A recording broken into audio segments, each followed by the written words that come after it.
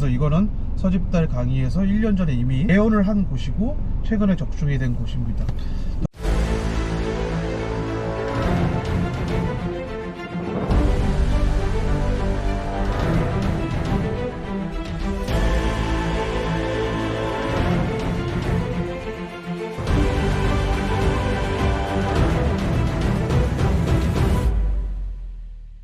안녕하세요, 석영파파입니다. 안녕하세요, 탱크맨입니다. 저희는 오늘 은평구 응암동에 나와 있습니다. 네. 자, 응암동 하면은 서울시 도시계획상 대표적인 거점이 응암 오거리 상업지역이죠. 예, 네. 거기 이제 과거에 도시재생 예산을 받아서 상업지역 고밀도 개발을 하고, 그리고 이제 청년들을 위한 이제 상권을 개발하는 지금도 하고 있습니다. 한창 하고 있고. 네. 그러면서 하나의 거점으로 지정이 되면서 거점의 배후 주거지 사업까지도 최근에는 잘 되고 있죠. 그래서 이제 원래 죽어있던 재개발 구역이 있는데 그 응암 우성이라는 아파트 앞쪽으로 죽어있던 A구역, B구역이라는 재개발 구역이 있는데 최근에, 아주 최근이죠, 행위 제한 네. 고시가 나오면서 네. 다시 재개발 움직임이 있다. 네. 그래서 이거는 서집달 강의에서 1년 전에 이미 개원을 한 곳이고 최근에 적중이 된 곳입니다. 더불어서 그 재개발 구역 인접해 있는 전통시장이 있는데 그 시장도 이 전통시장 정비 사업을 할 가능성도 좀 있어 보인다. 그리고 아까 처음에 말씀드렸던 응암우성 아파트 재건축도 네. 충분히 가능하죠. 가능하고 심지어 걔는 삼종주거지역의 재건축 사업성도 꽤 준수한 그런 매물입니다. 예. 네, 그렇습니다. 일단 응암 오거리 일대를 왜 이렇게 중요하게 여기는지부터 살펴봐야 되는 게, 이 세절 역세권이 그 서부선까지 이렇게 개통이 되면은 더블 역세권이 됩니다. 그래서 기존 6호선 말고 서부선까지 추가가 되면은 이 서부선이 어디로부터 출발되는지 그것도 살펴봐야 되는데요. 이 세절역부터 시작을 해서 결국에는 어디까지로 가느냐, 이 관악산역, 그러니까는 이 서울대 입구를 지나서 이 관악산역까지 이렇게 종점이 이렇게 되고, 또 나아가서는 이 서부선이 고양시까지 이렇게 퍼집니다. 그래서 이 서부권과 서남권을 동시에 이어주는 그런 중요한 노선이라고 볼 수 있고요. 그러다 버리니까 이 세절역 쪽에 그 3080 사업지가 무려 2곳이나 지정이 될 정도고, 그래서 이 더블 역세권이 되는 이 세절역이 굉장히 중요한 거점이다라는 사실을 우리가 알아야 됩니다. 네, 맞습니다. 그래서 분명히 이제 작년까지는 살짝 가시적인 성과가 없어 보였는데, 네. 그렇지만 이제 강조는 했죠. 네. 아마 올해나 내년 정도에는 충분히 가능하다라고 했는데, 드디어 올해 2022년에 이 근방에 있는 저층주거지 재개발의 움직임이 있고, 더불어서 응암우성이 재건축 시작한다는 또 첩보가 또 있습니다. 예. 네.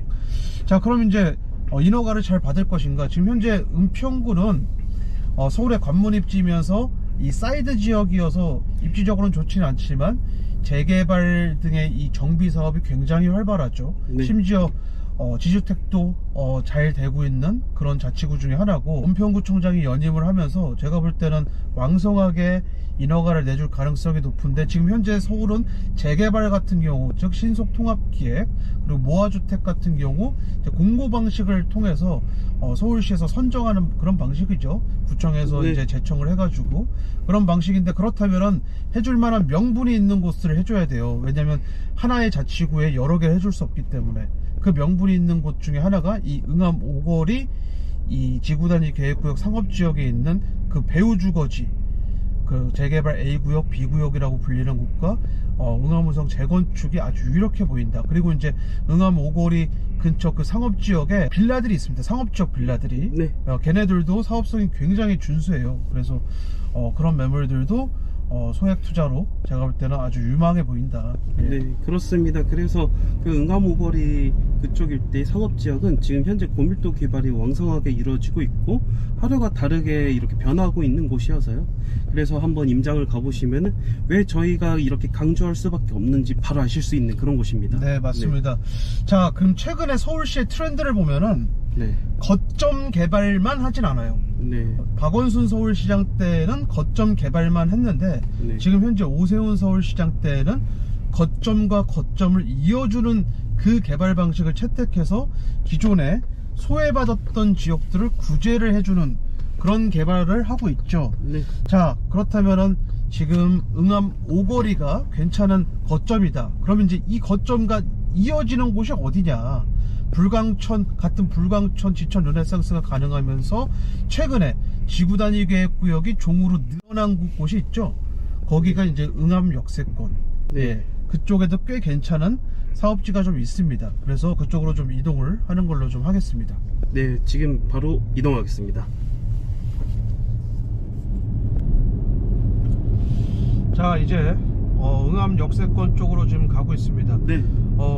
얼마 전에 955에서 이제 이쪽 지역에 대해서 설명을 좀 드리긴 했는데, 네. 지구단위 계획구역이 기존 지구단위 계획구역에서 좀 늘어났죠. 늘어났는데 이 방향이 종으로 늘면서 이 옆쪽 거점과 거점을 이어주는 그런 방향으로 지금 늘어났어요. 늘어나면서 이제 거점 개발 사업을 이제 들어갈 그런 타이밍인데, 중요한 건 준주거 지역, 이쪽에 이제 준주거가 굉장히 광활하게 준주거가 있는데, 그 준주거 라인의 고밀도 개발을 이제 막 들어가고 있는 그런 현장입니다. 현장이고, 지금 이 불광천 옆쪽으로 또 준주거 라인에 평지에 그 빌라촌이 있거든요. 이제 그쪽도 제가 볼 때는 거점에 맞닿는 준주거 라인이기 때문에, 사실은 재작년 강의 때 이런 얘기를 했습니다.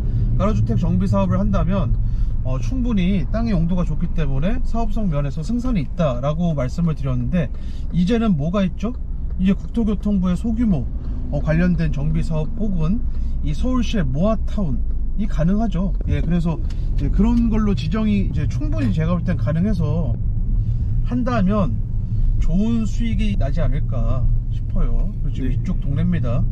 지금 왼쪽에 이 네. 건물도 지금 과거에는, 지금 공사하고 있는 이 건물도 과거에는 그러지 않았는데, 최근에 이 준주거 지역 땅이기 때문에 계속 이런 고밀도 개발을 하고 있죠. 예. 게다가 또 정부에서 논의하고 있는 게 어떤 게 있냐면, 그 상업지역 그리고 준주거 지역 이런 용도 지역이 그 비주거 시설에 대한 의무 비율을 낮춘다는 그런 계획을 좀 잡고 있어요. 그렇게 되면은 지금보다 훨씬 더 공공주택이나 오피스텔 사업, 이런 고밀도 개발이 이전보다 더욱더 활발해질 그럴 가능성도 높아 보이고, 그리고 네. 준주거 지역 용적률 최대치를 상향하는 그런 방안도 검토를 하고 있다, 뭐 그런 얘기도 이렇게 돌고 있어서, 네, 맞습니다. 네, 그래서 이 준주거 지역 땅을 저희가 유심히 보는 이유입니다. 자, 지금 응암 역세권 이 왼쪽에 보이는 이 빌라가 다 이제 준주거 빌라입니다. 그래서 제가 볼 때는 충분히 좋은 투자가 가능한 그런 지금 대상이 될 거예요. 네. 이거를 아마 디벨로퍼들도 이제 눈치를 챌 겁니다. 왜? 최근에 그 좁았던 지구단위 계획구역이 확장이 됐고, 네. 다시 디벨로퍼들의 전성기가 올 가능성이 상당히 높습니다.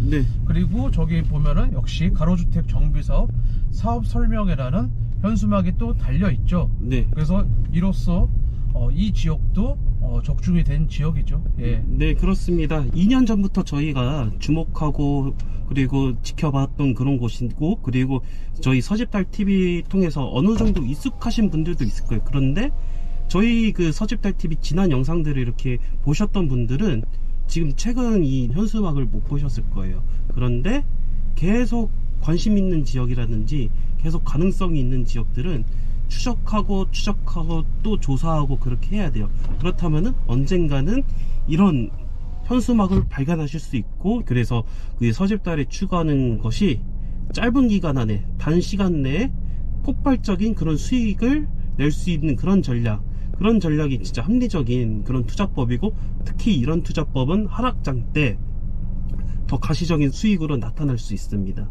네, 그렇게 볼 수 있을 것 같고요. 그 최근 정부의 그 행간을 이해를 해야 돼요. 그래서 준공업 지역, 상업 지역, 그리고 준주거 지역, 그 기존 용도 지역이 좋았던 지역들에 대한 앞으로 고밀도 개발을 더욱더 밀어준다. 근데 이런 게 다 건설 경기 활성화 정책의 일환이거든요. 왜 건설 경기 활성화를 할까요? 그렇게 해야 그 노동자들이 소득이 높아지고, 그렇게 해야 결국에는 다시 경기가 다시 살아나기 때문이죠. 이거는 IMF 시대 때 김대중 정부, 그리고 2008년 리먼 브라더스 사태 때 당시 이명박 정부 그 위기 극복을 했을 때 대한민국이 전통적인 매뉴얼 방식이고 그 매뉴얼을 그 윤석열 정부 때에도 똑같이 하고 있다. 그래서 우리는 그 기회를 포착해야 된다. 그렇게 정리를 해볼 수 있을 것 같습니다. 네, 맞습니다. 그래서 어차피 지구단위 계획구역이 지금 최근에 늘었고, 그리고 네. 이제 이 옆에 응암 오거리 상업지역, 그리고 이 배후에 있는 응암 우성아파트, 그렇게 멀지 않으니까 꼭 한번 임장을 와보시면 좋을 것 같습니다. 네, 자, 여기까지 하는 걸로 하겠습니다. 감사합니다. 감사합니다.